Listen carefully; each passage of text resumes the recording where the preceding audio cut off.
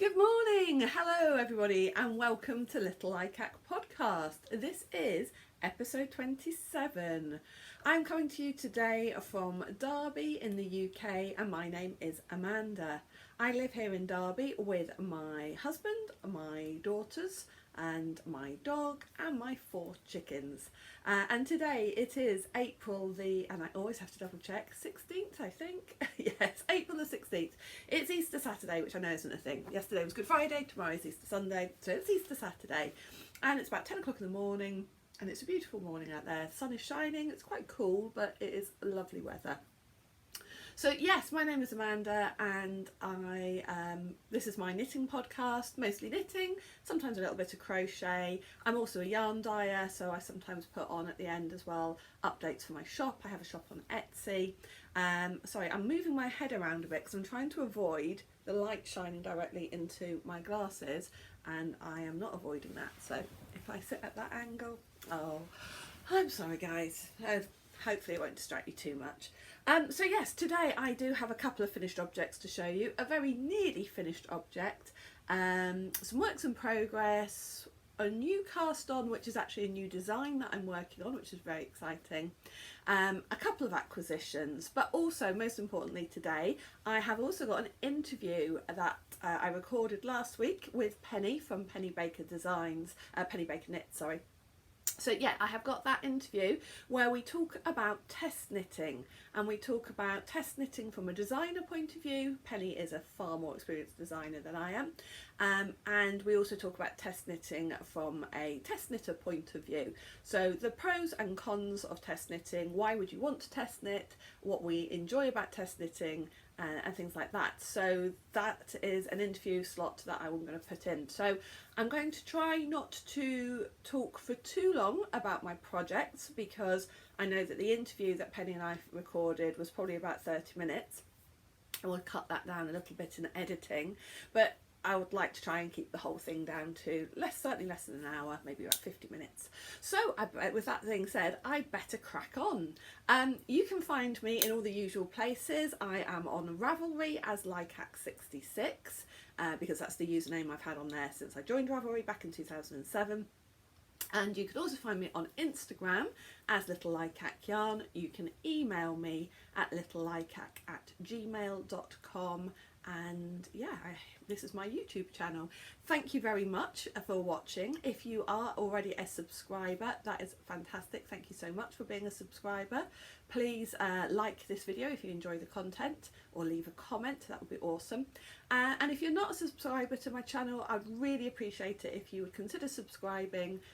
Click the subscribe button and even tap on the little bell so you get an alert every time I put up a new podcast.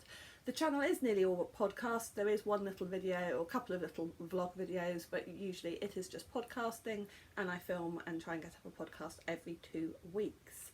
So yes, on with the knitting. Let's start with some finished objects. Alright, so the first finished object I'm going to show you is my Most Ardently socks. Now these were a test knit that I knitted for the designer Menzies. And you have seen these before, because I had to get one sock completed for the deadline, which was back at the beginning of April, end of March, and I got that one sock knitted without any problem. And then last time you saw these, I had only got that far on the second sock. So in the last 2 weeks, less than 2 weeks even, I think, I've got that second sock finished. I absolutely adore this pattern. I'll show you a close-up. It is a little bit fiddly, but it's not complicated. You can see it is on a repeat, but you do have to pay a little bit of attention. It's fairly quick to learn the pattern, but there is the twisted stitches, there's a rib pattern, so it's not mindless TV knitting, but it is a fairly straightforward knit. So it's a little bit slower than obviously a plain vanilla sock would be. So the pattern is called Most Ardently. They're based, the name of the pattern came from a line or a quotation from Pride and Prejudice that Kelly chose. And as soon as I saw her working on this design, I knew I'd got the perfect yarn for it, which is, I've got quite a lot left over. This yarn was from Lay Family Yarn, Kelly Lay, who dies in Shropshire, in Telford in Shropshire.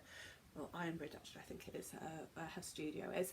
And I bought that, I think it was just a one-of-a-kind skein, and I bought that when I went down to her shop March time, I think, February-March time.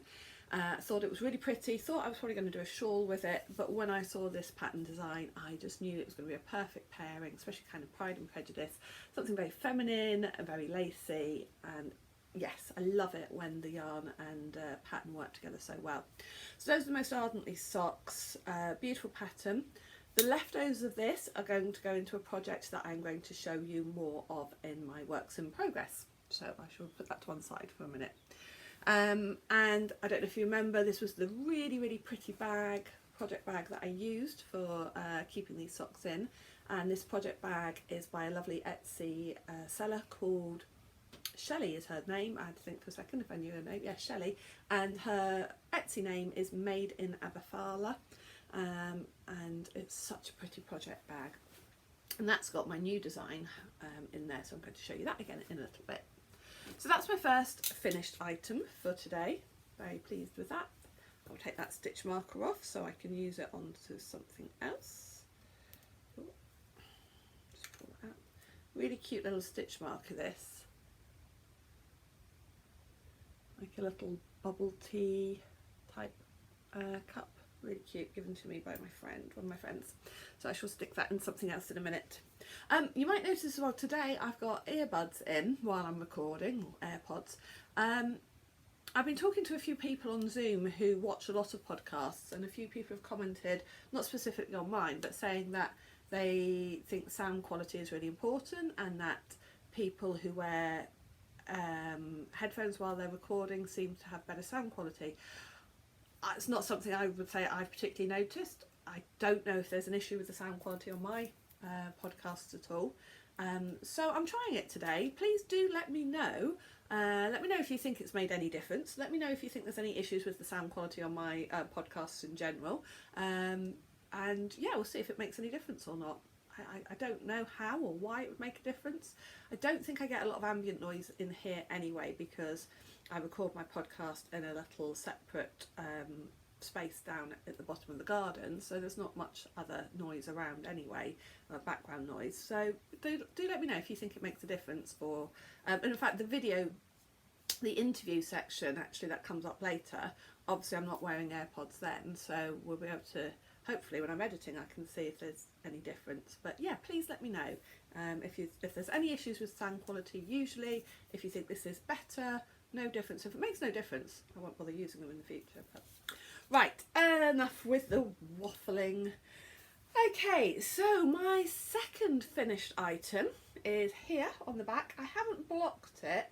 I was debating whether I need to block it. I think I do, but it's going to take a little while to block because it's very big. But it is this shawl that I was working on, and it's called Rock My Shawl. And the pattern designer is Melanie Berg. Now I finished this yesterday, finished weaving in the ends yesterday, and as I say, I haven't blocked it yet. I think I do need to block it, particularly the edge lacings. Yeah, look, that's going to be much nicer blocked. So yes, I will get this blocked. Not this weekend though, might not be till next weekend before that gets blocked. So, but I will try and get that blocked.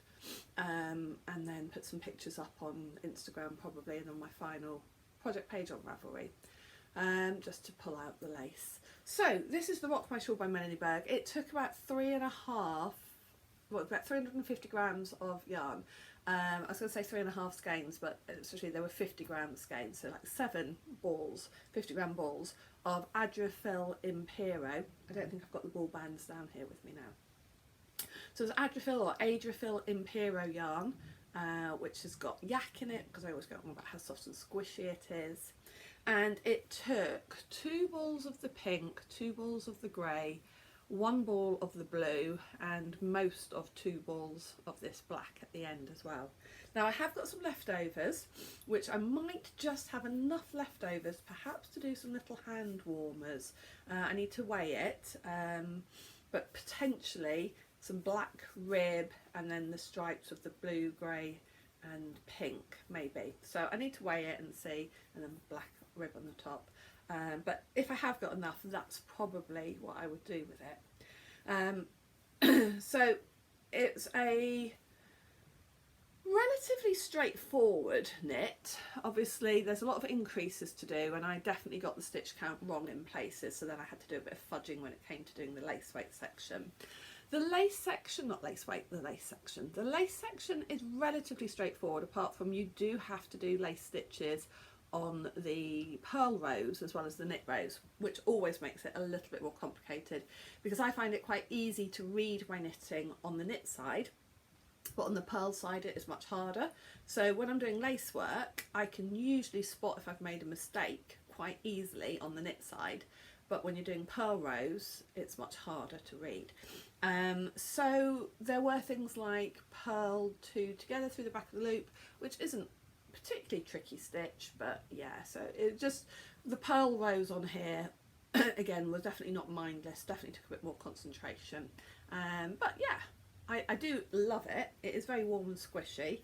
It's definitely a winter shawl, not a summer lightweight one, but I'm very pleased to have it finished, very pleased to have it off the needles, and yeah, I'll have it blocked and I can see me definitely wearing that. In fact, yesterday when I finished it, we were at my parents-in-law house, and I literally finished sewing in the ends, and we were going out for lunch, and I happened to be wearing a dress that was in this pinky colour and black, just completely by chance. Well, I say by chance, maybe subconsciously I'd picked it out, I don't know. So I literally threw it over my shoulders when we were in the car, and when we went to a pub with a nice restaurant for lunch, it was a little bit cool in there to begin with, so I just had it thrown over my shoulders, and then when we warmed up I took it off. So yes, I have already worn it out. So that is Rock My Shawl pattern by Melanie Berg, and that is another finished object. And I say I've also got a nearly finished object, and I have been working on this quite a lot in anticipation of that I would have it finished by today, but I have been being distracted by another crochet project, which I'll show you in a minute. So this is the baby blanket that I've been working on. It is just a small size. I think if you look up the size, it's kind of what you would describe as a preemie blanket, for just a nice little blanket for a small baby, a newborn baby, a premature baby even, because it is just that size. The pattern that I've used for this is called the Cozy Stripe pattern by Attic24. So Lucy, her first name is, don't know what her surname is, she runs a shop and a blog called Attic24. She does amazing crochet designs. All of her patterns are free, and she has tutorials, photo tutorials, picture tutorials, which are really easy to follow for all of her patterns, and then she sells kits there where you can buy, I think it's through Wool Warehouse, it might be through, but I'm sure she's got affiliation to that, and so you can buy kits of it, because she is very talented at putting together lovely colours.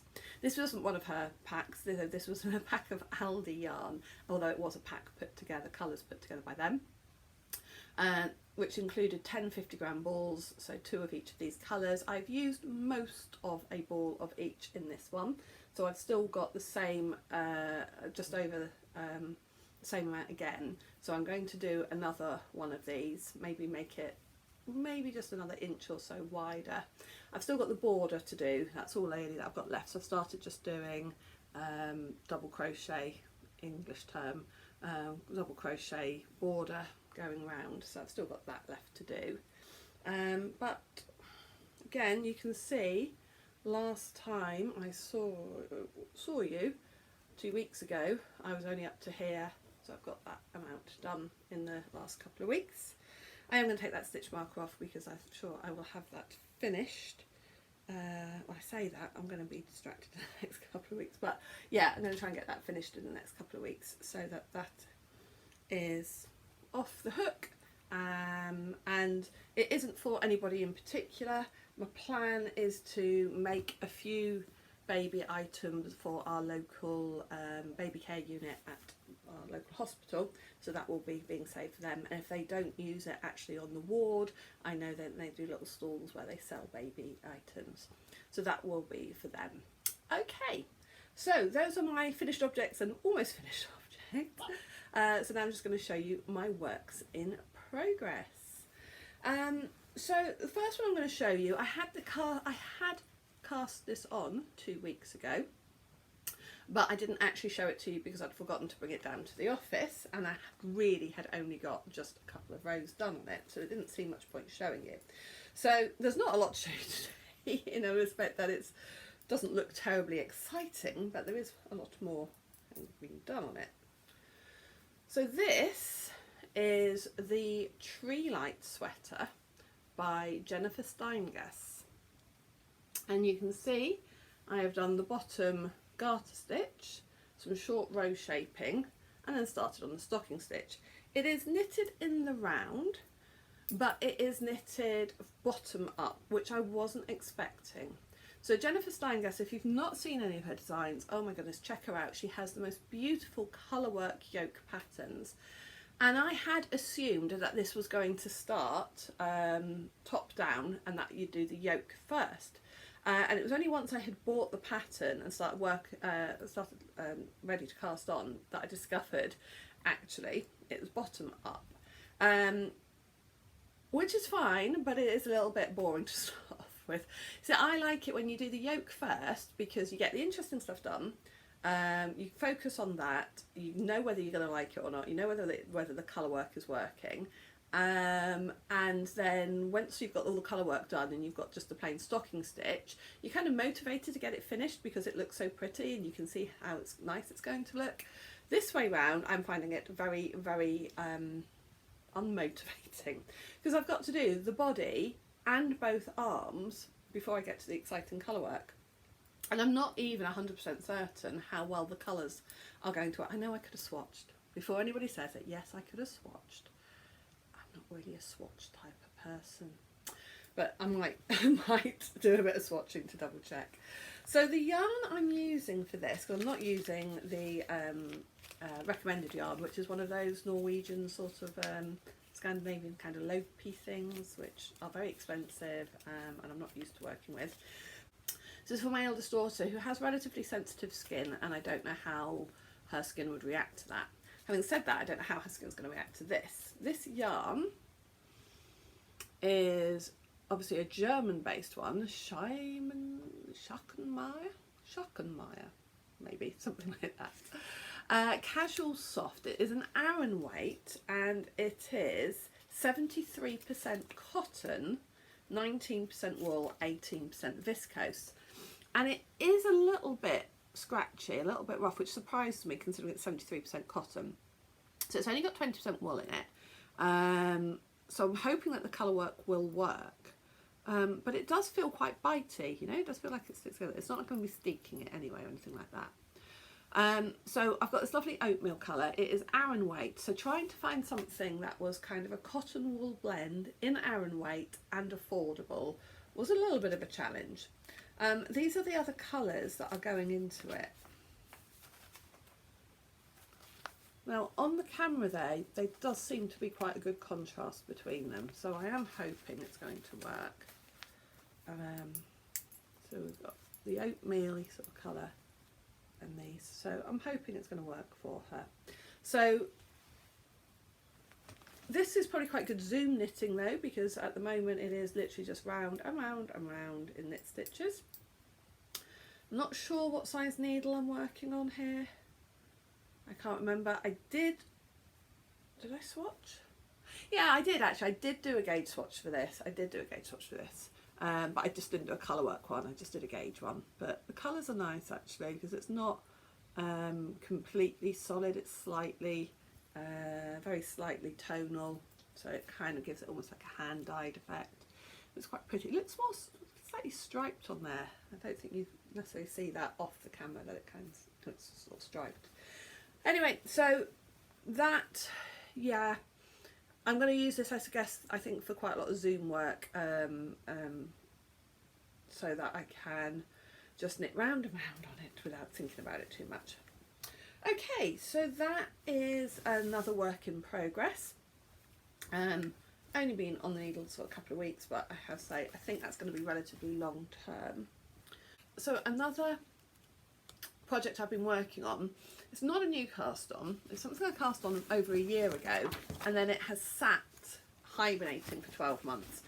I decided to have a sort through of all my minis because I was planning on perhaps casting on some other blankets or some other scrappy projects. And when I was sorting through all my minis, I was pulling out anything that was pastel coloured, and I've got quite a lot, because I'd started a granny stripe scrappy blanket, and that pattern is also another one of Lucy from Attic 24. I'd started a fingering weight, 4-ply weight, pastel granny stripe blanket a year ago. So I went through all my minis, I put all my minis on the floor and I sorted through them, and I picked out all the pastels and put the pastels or muted tones, I would say, and put them together in one bag. And then some of them are already wound up, some are still in their skeins, but I went through them all, and some of these are minis that I've bought, some are swaps that I have done. I did an advent swap last year with 2 or 3 other people, and I think I did sort of specify, I didn't say you must give me pastels, but I specified I was particularly interested in pastels, so I got quite a lot of pastels from those swaps. Some are leftovers from projects that I have done. Yeah, so I went through and picked up this project again, and I have worked on this a lot these last couple of weeks while I've been off. I've just fallen in love with it again. I absolutely love the colours on this and love the way it is working up. There's a stitch marker there, so I had done that amount, and as I say, then it had sat and hibernated, and then so I've probably done about the same amount again in the last couple of weeks. And I've really enjoyed working on this. Again, I've been on a lot of Zoom knitting meetings this last couple of weeks, and to be fair, I have sat and worked on this in particular while I've been working, while I've been on Zoom. I've divided in this project bag, I've just divided up the minis to kind of pinks and purples on one side, because I had more pinks and purples than any other colour, what a surprise, and then sort of like other colours on the other side. And then when I've done a stripe, so I'm just doing single stripes, and obviously some skeins that I've got, so for example this little tiny mini skein, it's a 5 gram skein, that will only do one stripe, but whereas others, obviously I'm now going to add in this one from Lay Family Yarn, that will do a lot of stripes. So what I've been doing is, when I finished a stripe in that colour, if there's enough to do another stripe in it, it's going into this bag.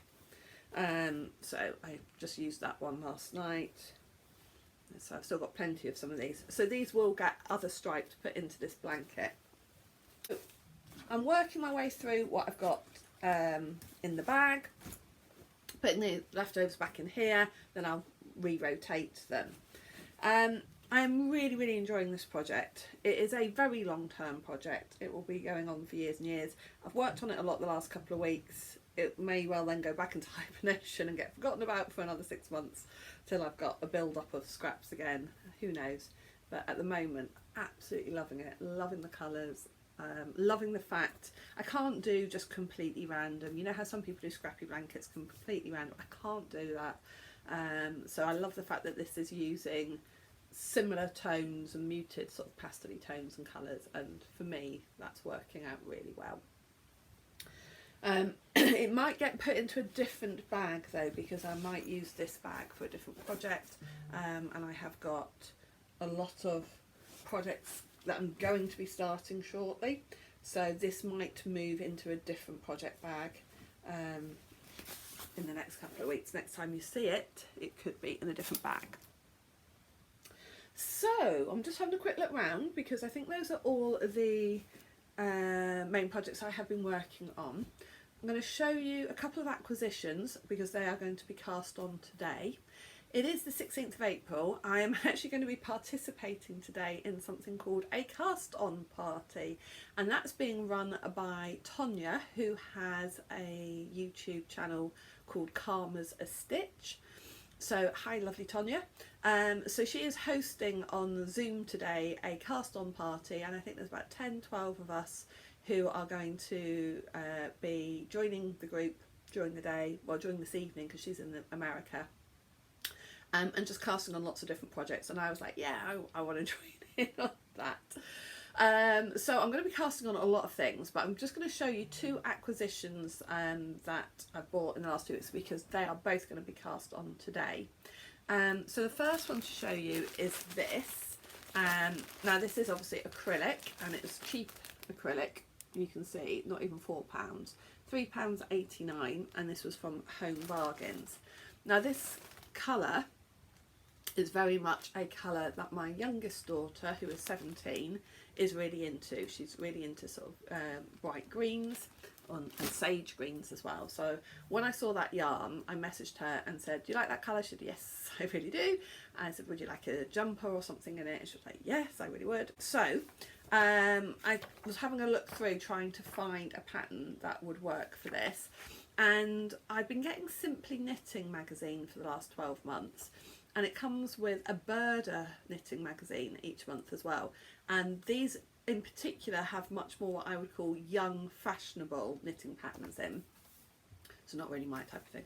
And there's some of it's very, but I had a look through and I saw this, which is very much what she wants. She wants something cropped. I'll probably do it a little bit shorter than that. Quite oversized, baggy sleeves, but cropped. And if I hold that double, I should be able to get the gauge, because I think the gauge for that is something like 15 or 16 stitches per 10 centimetres. This is double knit, so I'm going to have to hold it double, but hopefully that is going to work. So the pattern is just called Blouse, and it's from Berg Knitting, August 2021. And it's really simple. I think it's knitted flat.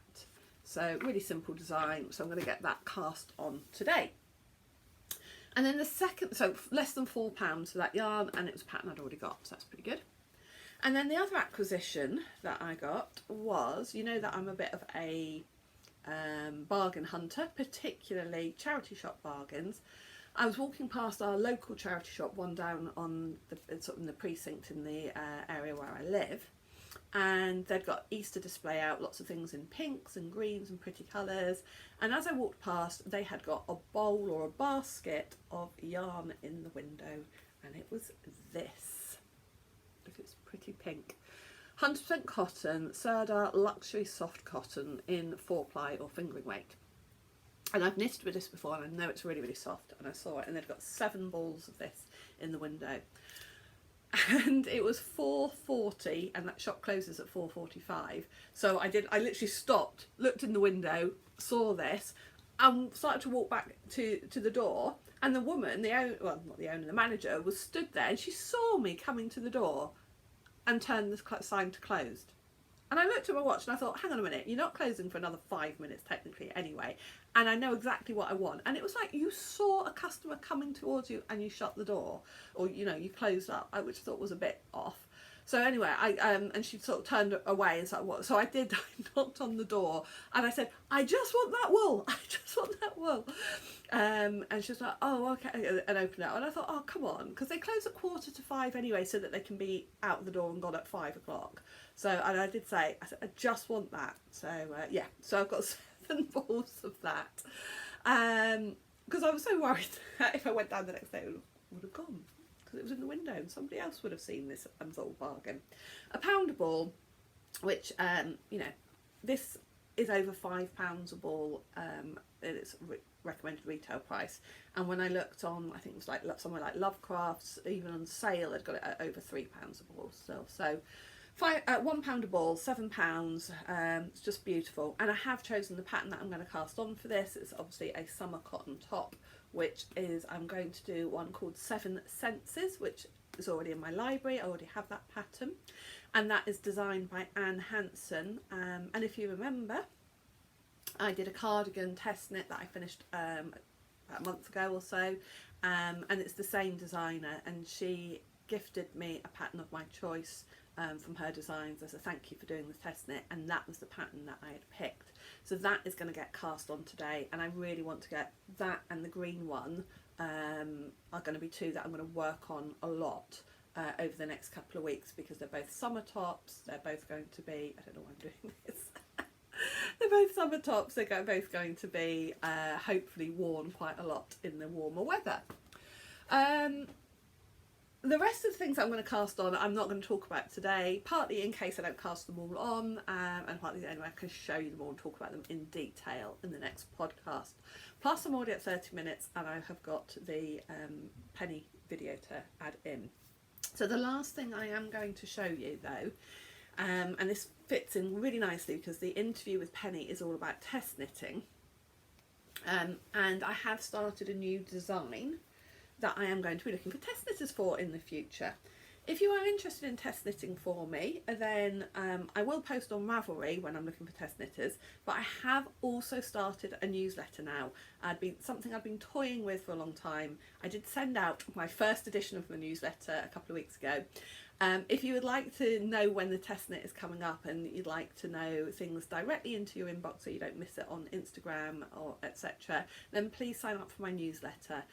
I'm going to link down below a link. It's what they call a Linktree link, and if you click on that link it will take you to other links for my Etsy shop, for signing up to my newsletter, for the YouTube channel. I think that's probably about it. So if you are interested in signing up for the newsletter, I promise I won't be spamming you regularly. The most frequently I'm going to likely send out newsletter is every 2 to 3 weeks. I'm going to aim for a minimum of once a month, but I think the maximum is kind of like 2 weekly. So anyway, let me show you the design. The yarn I'm using is actually my April Sock Club yarn. So the theme for April was the ugly duckling, and of course the ugly duckling is not a duckling at all. The ugly duckling is a signet. So I used this grey, or I dyed this grey to represent the signet, and then the yellow for the little ducklings that are around him. And the design that I'm knitting is based on the same stitch pattern actually as I used for some fingerless mitts that I designed last summer. And when I designed those mitts last summer, a couple of people who test knitted for me said, oh, wouldn't it make a lovely pair of socks? And that's been in my head all through the winter, so I've actually started it.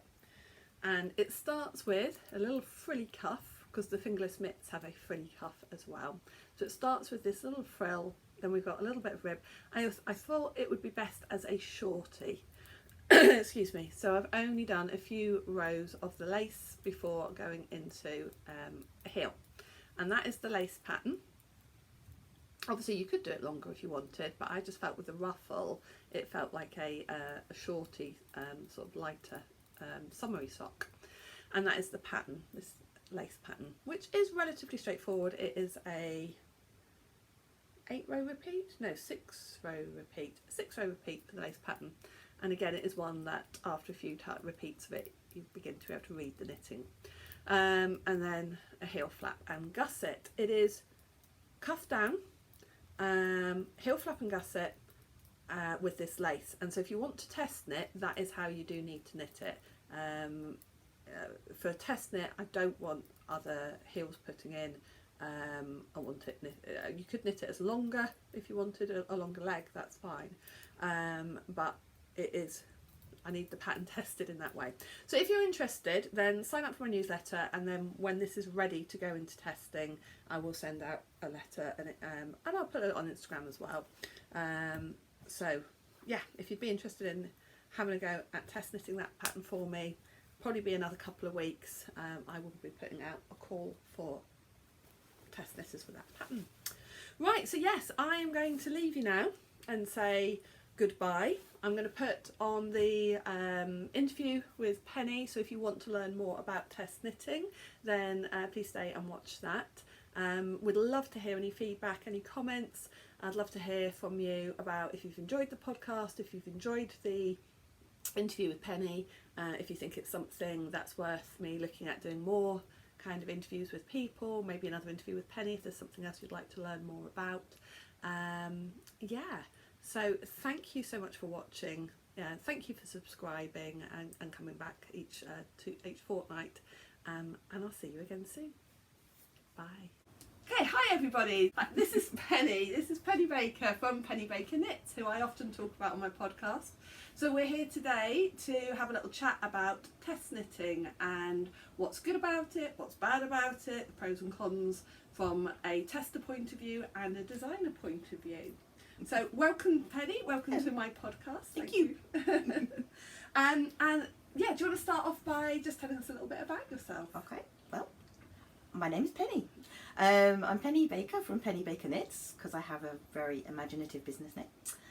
And I've been designing since, I think it's been 2.5, 3 years now, which I started doing because I wanted a bit more of a creative outlet in my life, and I love yarn.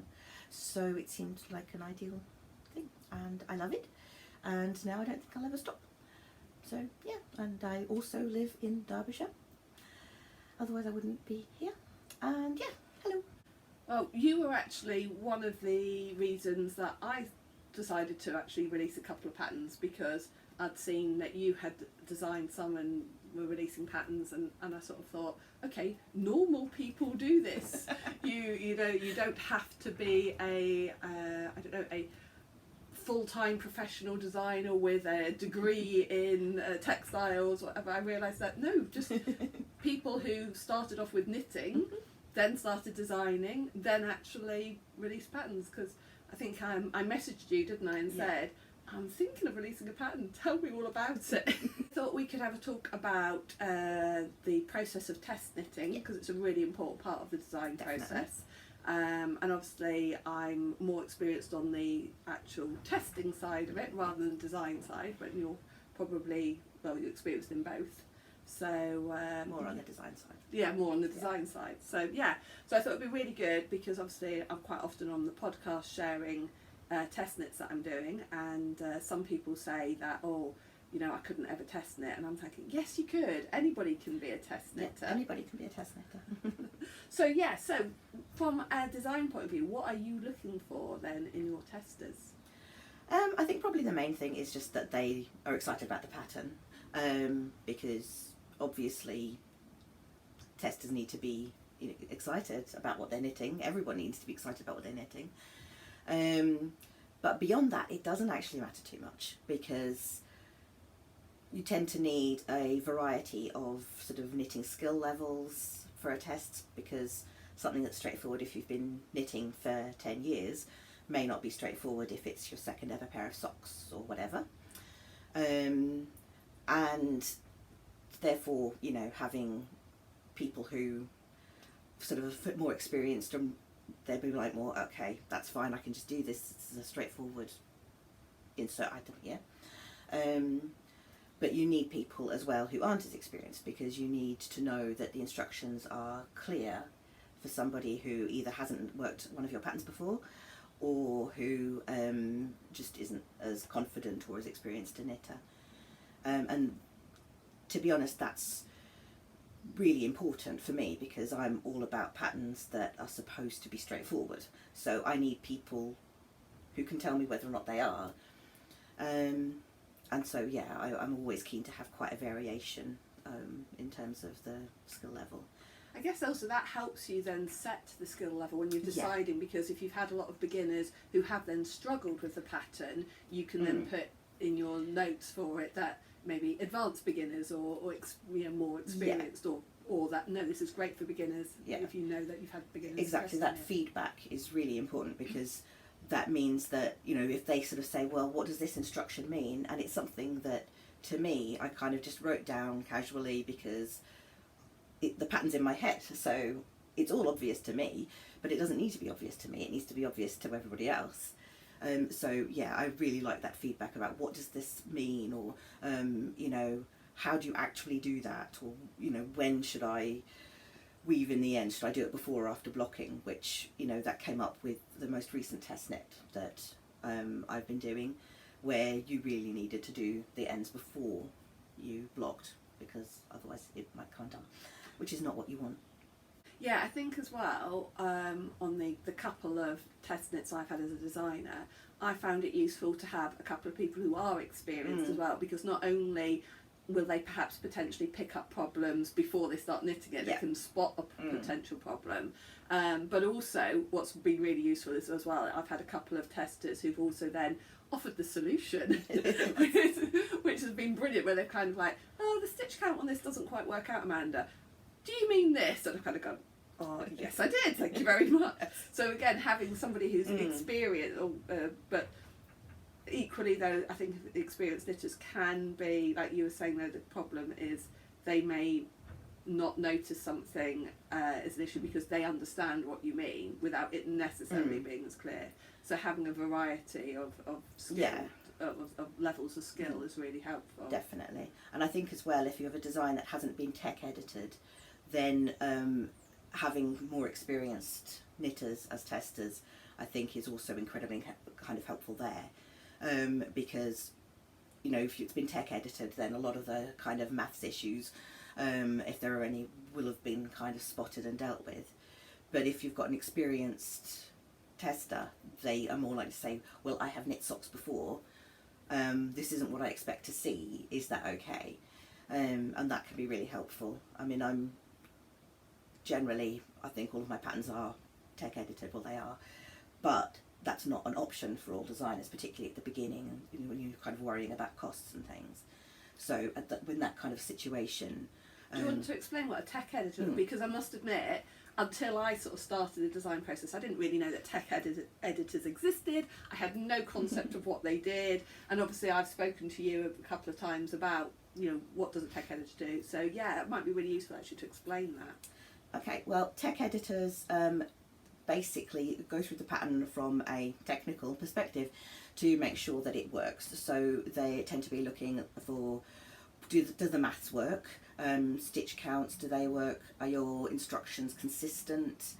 Does the pattern make what you've put in the picture? Which is very key. And basically some in terms of kind of typos and things as well, but it's mainly about making sure before it goes out that the pattern works and does what you want it to. And that then hopefully means that when it comes to testing, that there are less likely to be any issues that come up. So I absolutely love my tech editor. It's been a really useful thing to have, and I'm just, yeah. So they've got to be somebody who really understands like the attention to detail. Yes. Yeah, definitely. Particularly because when you're designing something, it's kind of, like I said before, it's in your head, so you don't necessarily spot sort of where you're using two different ways of saying to do a repeat, for example, and so you need somebody who can spot that, or where you sort of go, oh, I know that I'm adding X number of stitches every row, and then they'll look at it and go, but actually you've only added 3, or whatever it is. And so yeah, it's really helpful for making sure that when it comes to the testing, the testers have as clean and lovely a pattern as possible. So yeah, so they're kind of tech editors are kind of like that stage in between the design and the test knit process. But you're right, a lot of particularly smaller designers don't use tech editors because, like I say, it's an additional cost. So yes, so perhaps if you are testing for a bigger designer, the chances are that pattern's already been tech edited, and you should, in theory, find fewer mistakes.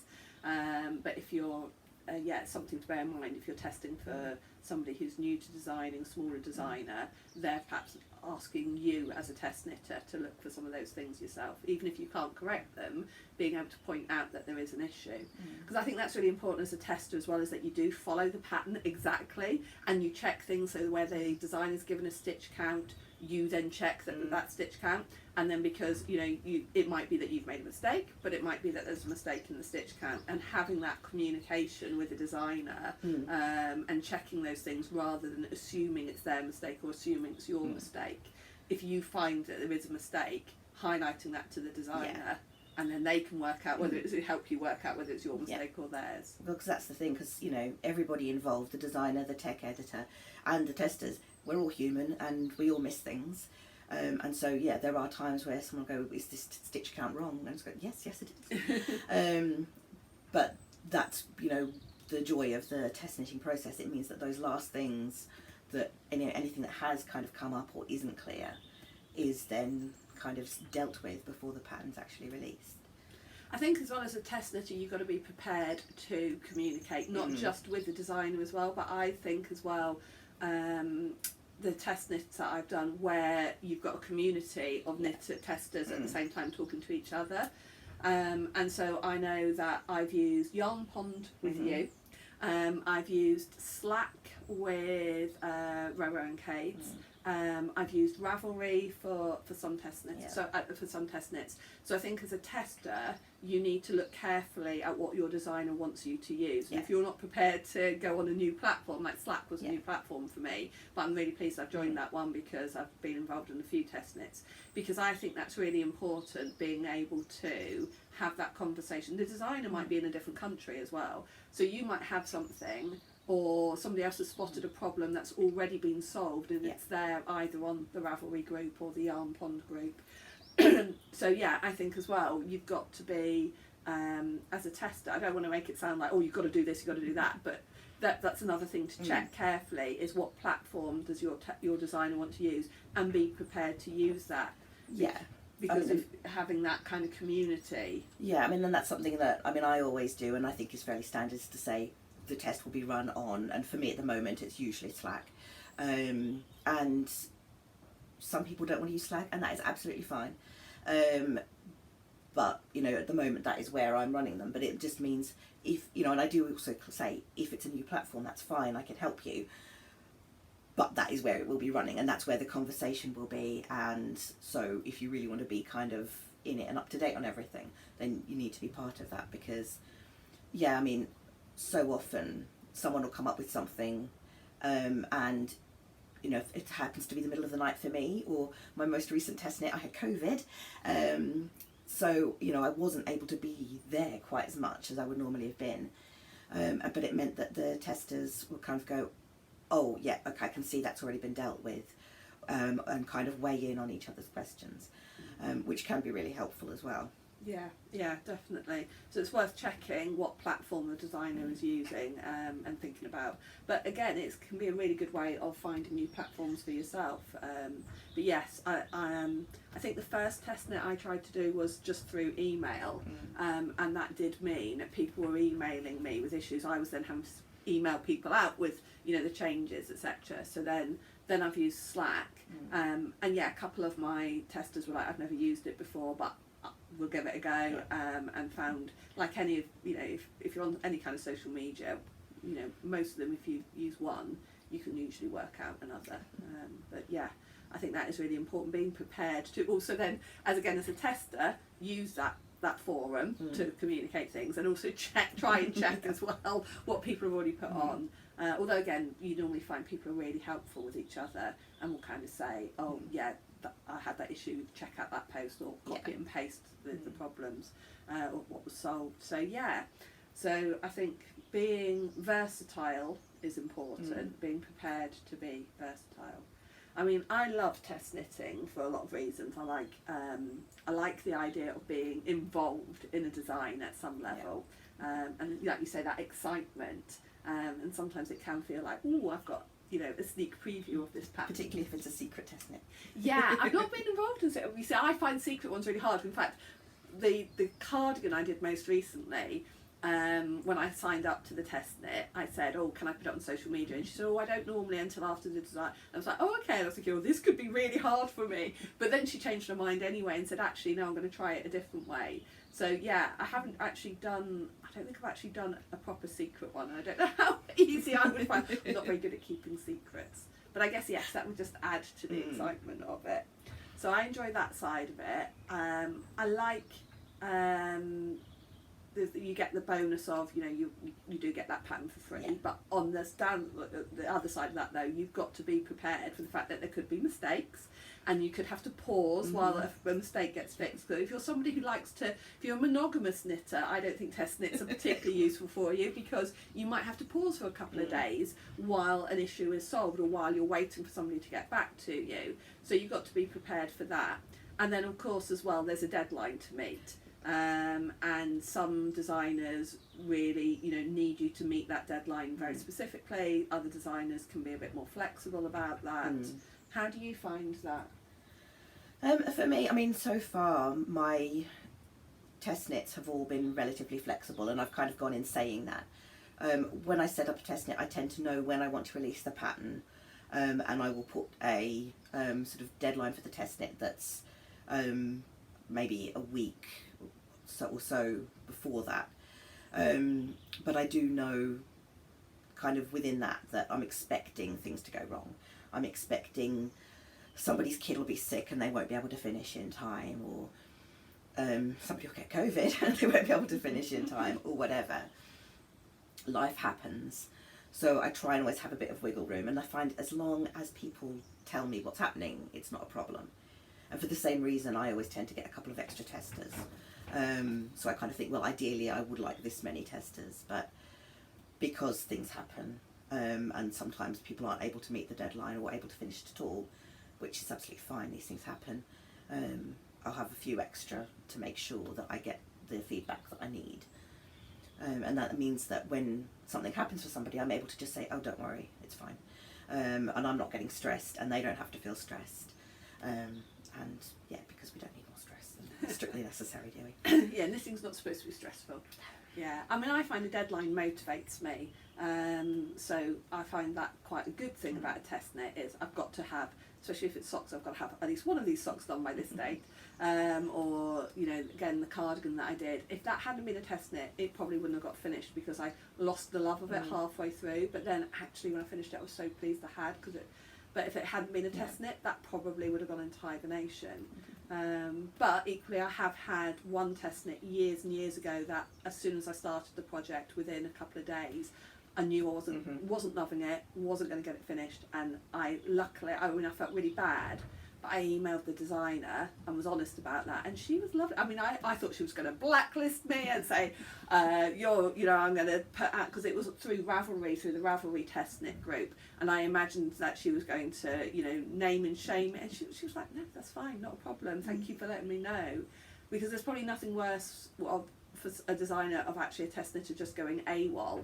At least, just let somebody know, and the chances are they're not going to be worried. No, it's really, I think that's the thing, we all know that life throws things at you, or that you start something and go, this is not for me. Yeah. Particularly if it's sort of like, in terms of a technique that you think, hey, I'm excited to try this, and then try it and go, I cannot do this for an entire shawl. Yeah. And that's okay, it's just to say, and it will be okay. And that's why ideally a designer will have more testers than they maybe actually need, because they know that some are going to drop out. And and if you've got different sizes and things, if you've got a couple of people knitting each size, and hopefully one of each size will get finished.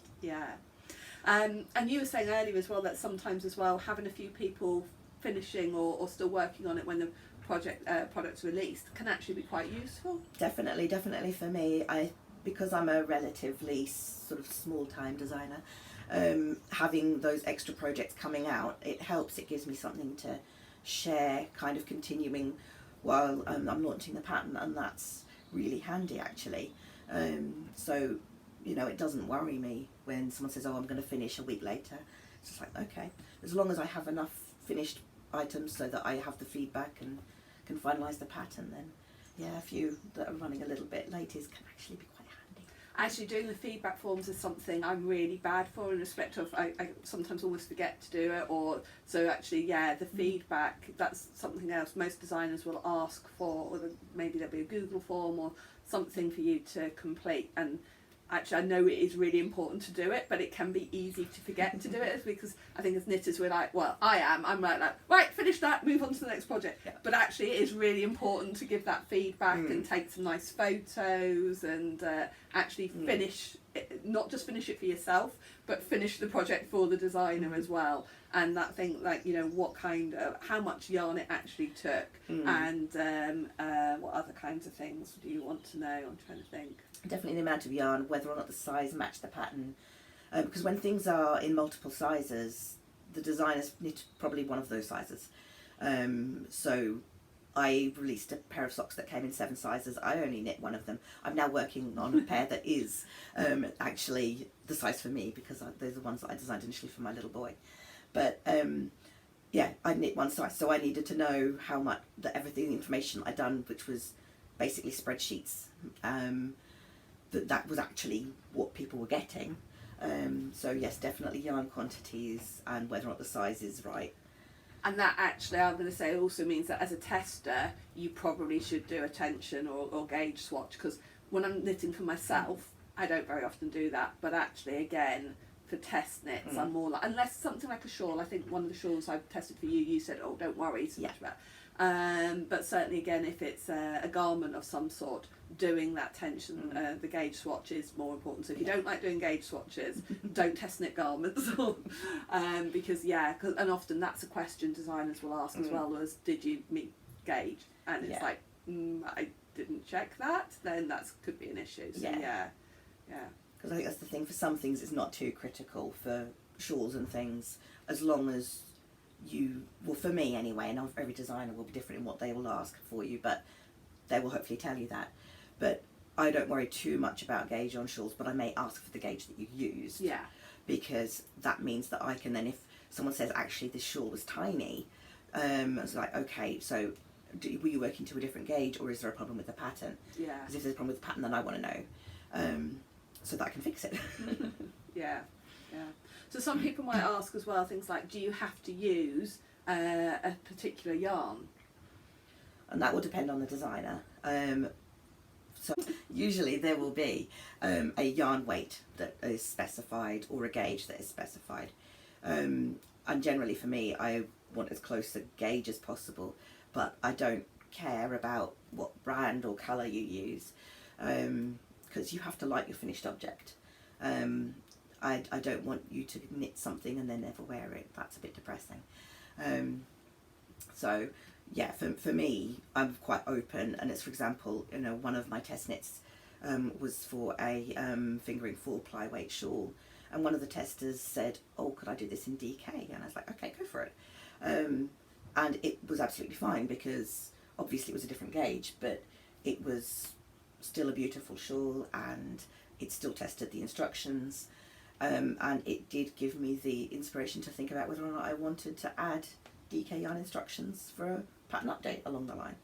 So that was awesome.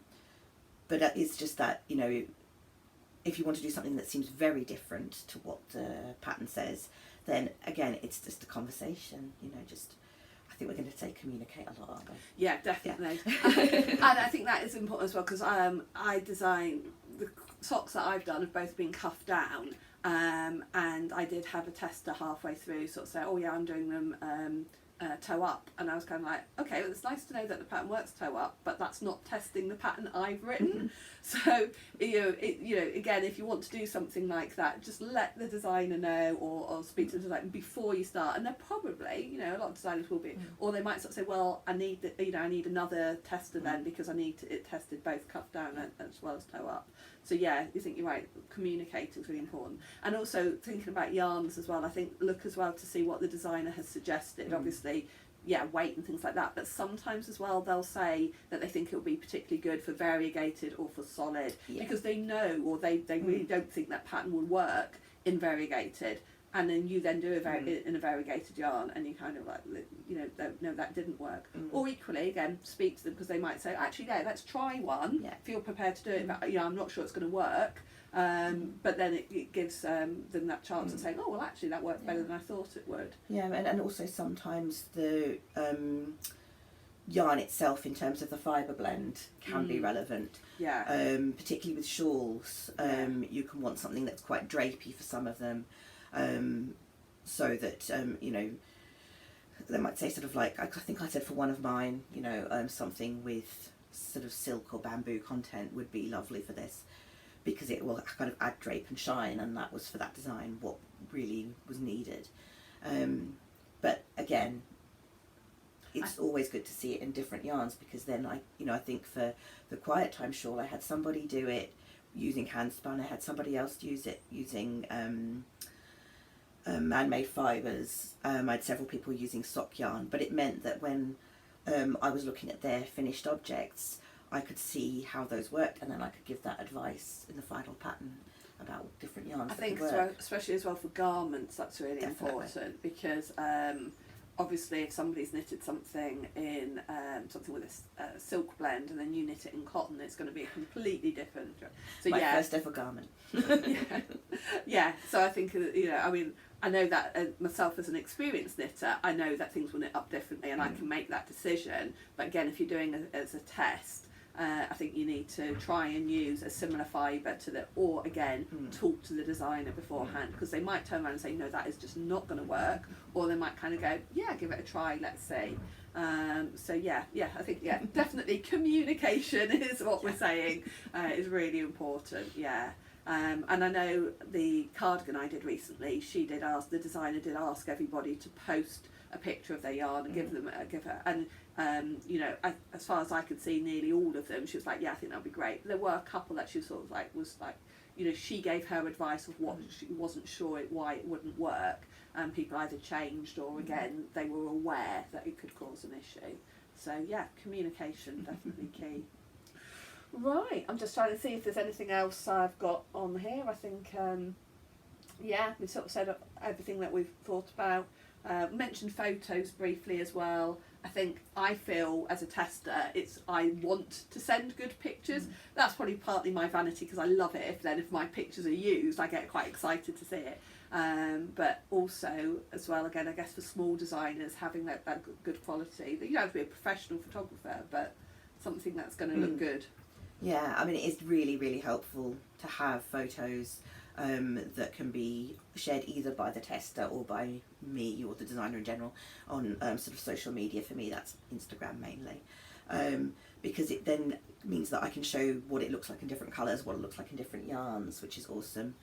It's also handy just in terms of being visible within the sort of pattern community to have projects on Ravelry. And obviously not everyone can do that, and that's fine. I ask my testers if they are able and willing to do Ravelry. If they're not, then that doesn't bother me at all.